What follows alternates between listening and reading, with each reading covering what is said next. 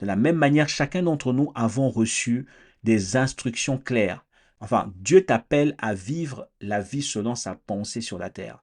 Nous sommes nés, nous venons sur la terre pour accomplir les desseins de Dieu. Et parce que tu es venu sur la terre pour exprimer la vie, tu as besoin d'avoir le manuel de ton constructeur. Celui qui t'a construit, c'est le Seigneur. Celui qui t'a fait, c'est Dieu.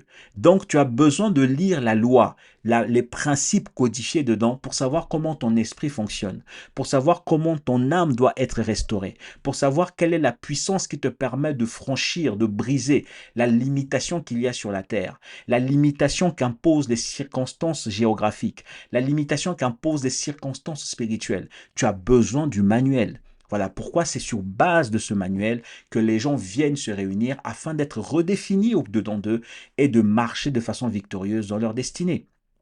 Ça, c'était l'icône numéro 4. Tout le peuple s'assembla. Donc ici, on parle d'engagement de l'alliance. Hein, ça parle de rassemblement.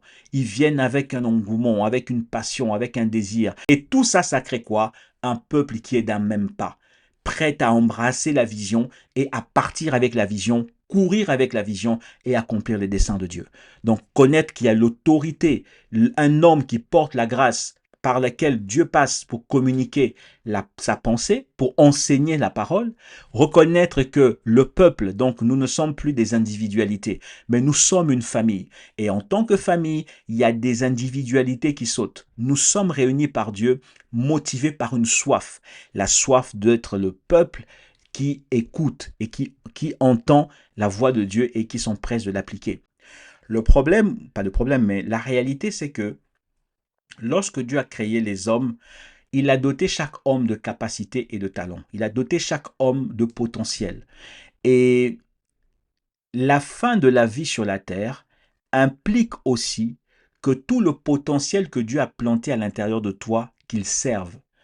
Que tu sois comme un citron pressé.